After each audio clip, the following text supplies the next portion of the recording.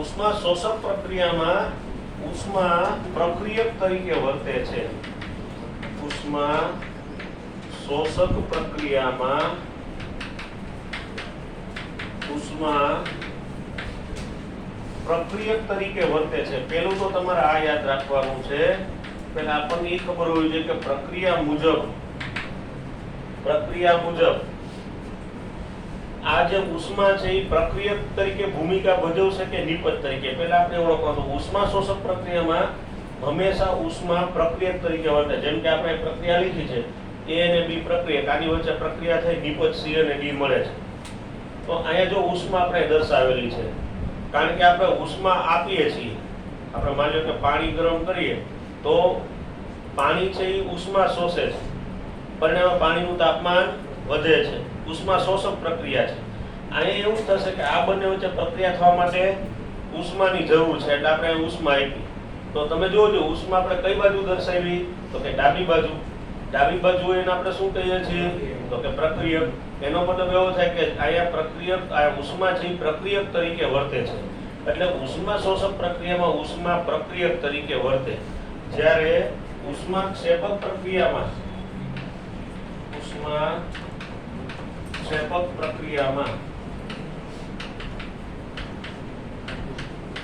ઉષ્મા નિપજ તરીકે વર્તે છે.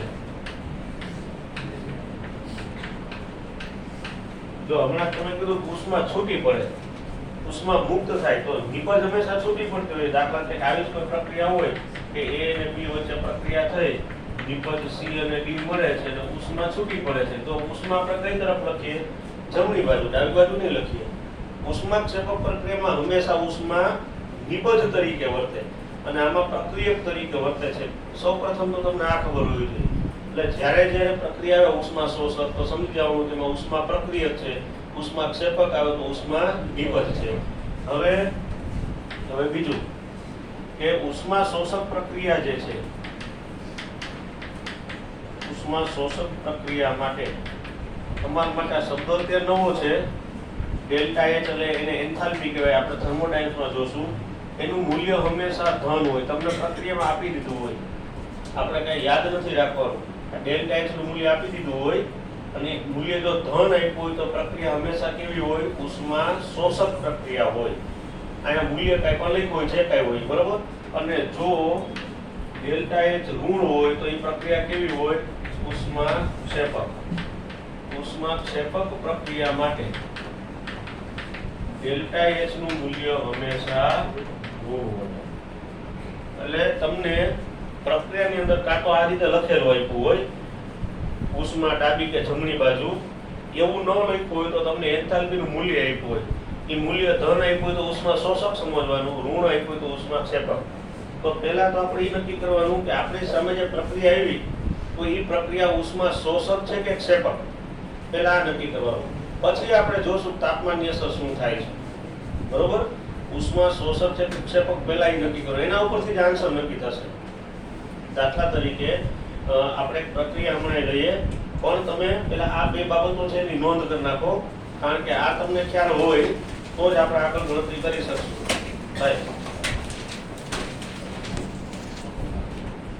હવે જો આ જે આપણી પ્રક્રિયા છે એમાં અહીંયા આગળ નિપજ તરફ ઉષ્મા છે. તમે જોઈ શકાય ઉષ્મા નિપજ તરીકે વર્તે છે. અથવા તો આપણને કીધું છે ડેલ્ટા H બરાબર -92.38. એનો મતલબ એવો છે કે આ પ્રક્રિયા ઉષ્મા ક્ષેપક પ્રક્રિયા છે.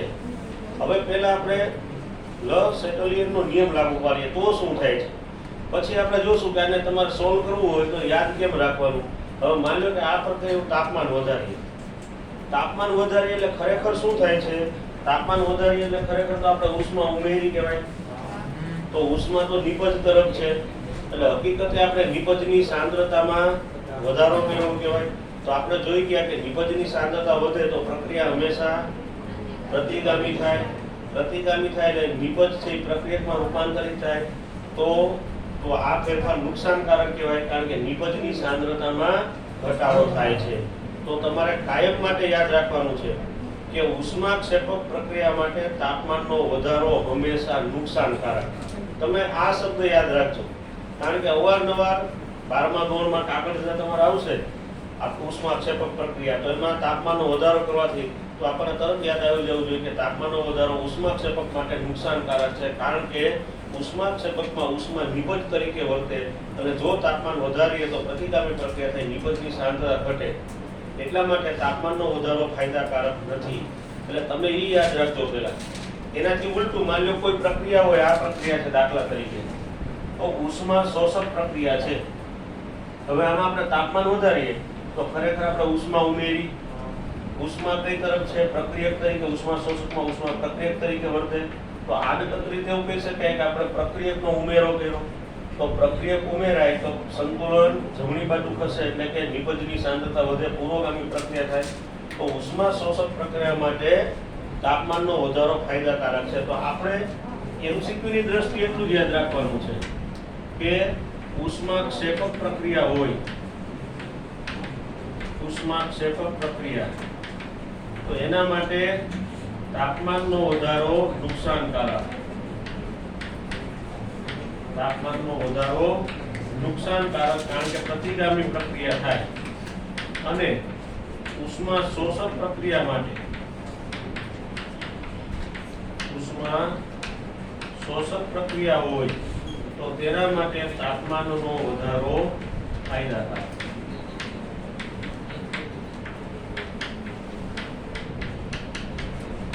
આ પોઈન્ટ પણ તમે નોંધી લ્યો ભાઈ કે ઉષ્માક્ષેપક પ્રક્રિયા માટે તાપમાનનો વધારો નુકસાનકારક છે, જ્યારે ઉષ્માક્ષેપક માટે નુકસાનકારક છે, જ્યારે ઉષ્મા શોષક પ્રક્રિયા માટે તાપમાનનો વધારો ફાયદાકારક છે.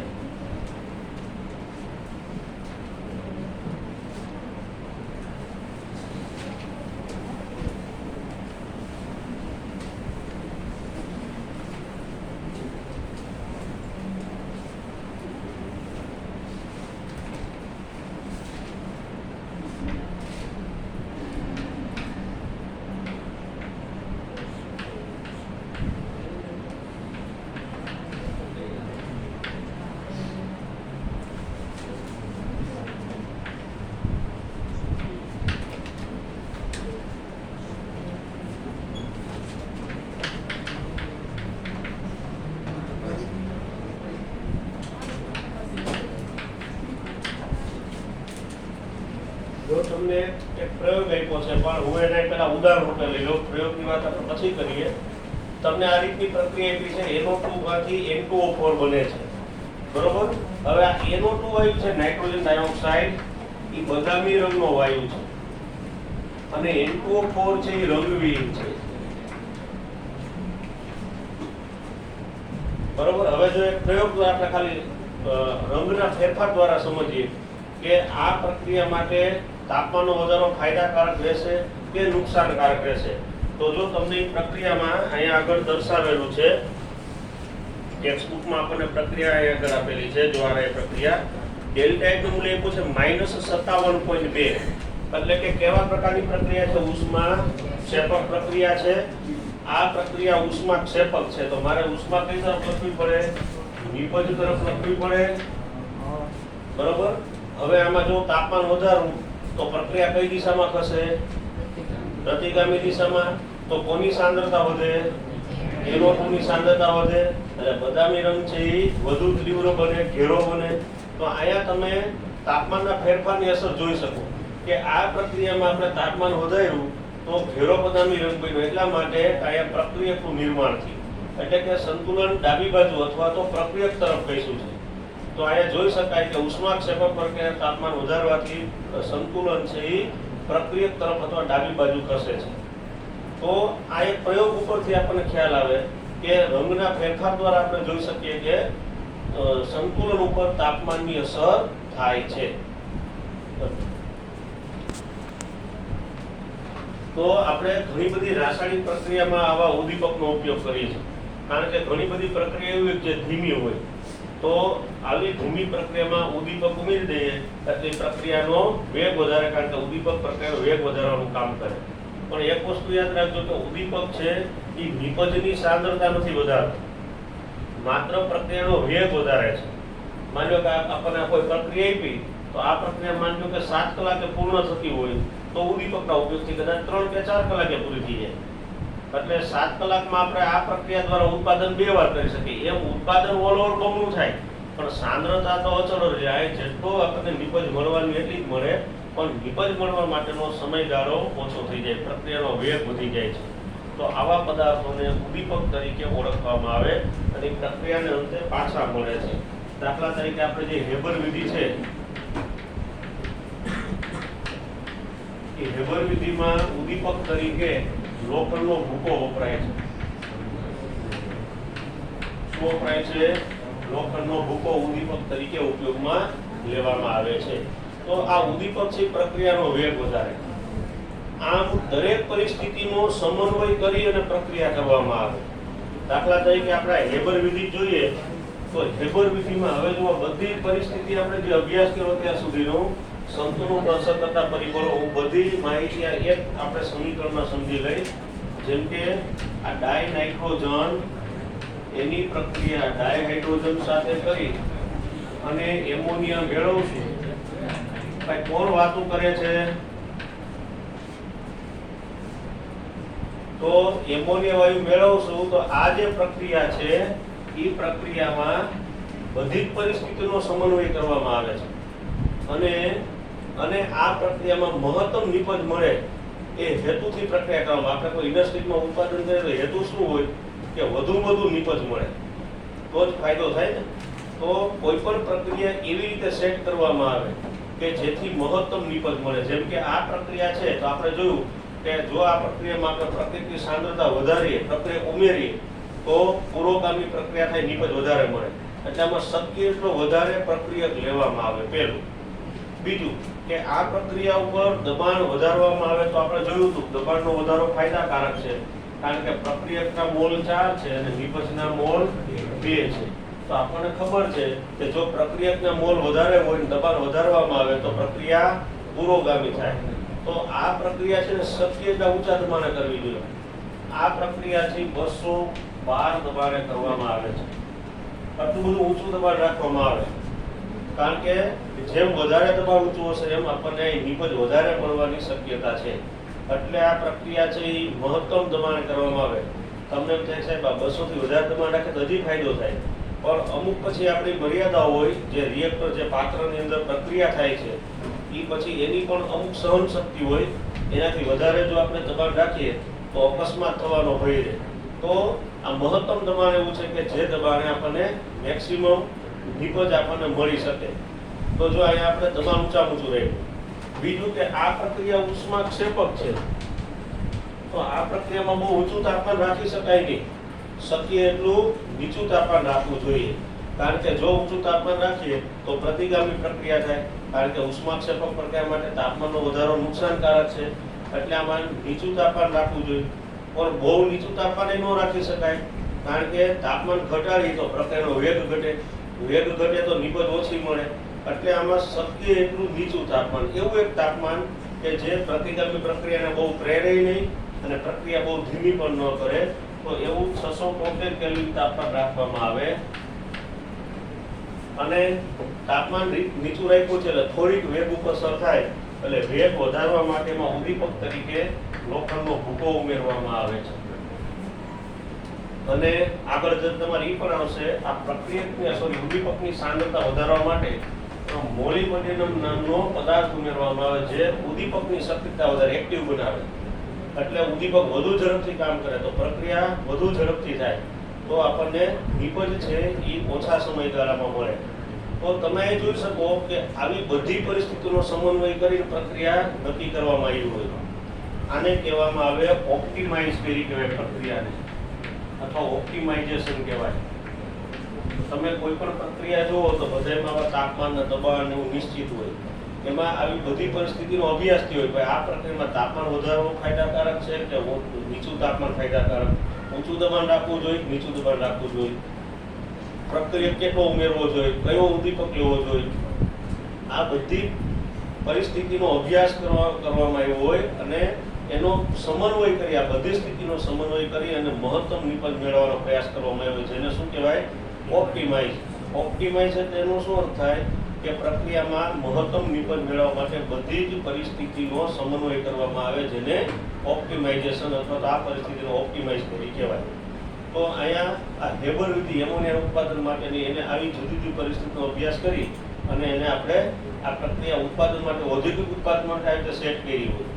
તો આ સંતુલન છે. તમને થાય કે આ બધાનો ઉપયોગ શું? તો આ બધું ઇન્ડસ્ટ્રીમાં આવો ઉપયોગ થાય કે આપણે એની બધી પરિસ્થિતિનો અભ્યાસ સંતુલન પરથી કરવો પડે અને એના ઉપરથી તાપમાન, દબાણ, બધા જે કાંઈ પરિસ્થિતિ છે એ બધી પરિસ્થિતિ નક્કી થાય છે. તો અહીંયા આગળ આપણે રાસાયણિક સંતુલન પૂરું થઈ ગયું.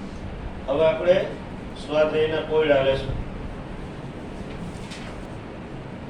જો હવે આપણે આયોડિન અને I2 એ બંનેના પહેલા આપણે આંશિક દબાણની ગણતરી કરી લઈએ. તો પહેલા આપણે આને આંશિક દબાણ જોઈ લઈએ. જો આપણને કીધું છે કે આ જે છે આયોડિન એ કુલ આ આયોડાઇડ આયન આ જે છે આપણું તો 10⁵ પાસ્કલ છે અને એ 40% કેટલું પરમાણુ ધરાવે છે? 40%. 40% એટલે 40/100 થાય. એટલે એનો મતલબ એવો થાય કે આ 0.4 × 10⁵ પાસ્કલ છે. અહીંયા જે કાંઈ સાંદ્રતા હતી આની મૂળ સાંદ્રતા છે 10⁵ પાસ્કલ છે, પણ એમાંથી 40% જથ્થો શેમાં ફેરવાઈ ગયો છે? I માં. આપણને કીધું છે બરોબર. તો આપણે આના 40% લઈ લીધા. તો હવે આ I2 અહીંયા કેટલા ટકા વધ્યો હોય? 60% વધે. અહીંયા કુલ જથ્થો તો એમાંથી 40% નિપજમાં ફેરવાઈ ગયો, તો 60% અહીંયા બાકી રહ્યો હોય. તો આના આપણે 60% લેવા પડે. તો એ થઈ જશે 0.6 × 10⁵. ખ્યાલ આવ્યો?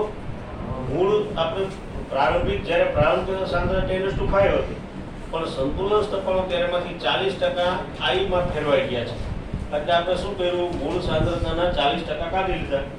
તો 100 એ 40 છે નિપજમાં ફેરવો તો 60 વધે, તો 60% બાકી રહે તો આપણે આને 60% લઈ લીધા. હવે બંનેની સાંદ્રતા આવી ગઈ. હવે બસ કેપીના સૂત્રમાં આપણે એને મૂકી દેવાનું. તમને મૂલ્ય આપ્યું હશે. કેટલું આપ્યું છે કેપીનું મૂલ્ય?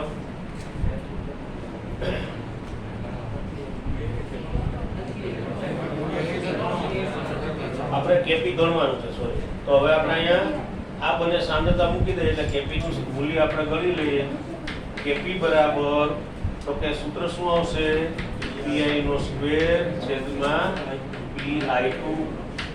pi નો વર્ગ એટલે 0.4 × 10⁵ એનો સ્ક્વેર આવશે છેદમાં pi2 એટલે 0.6 × 10⁵ પાસ્કલ.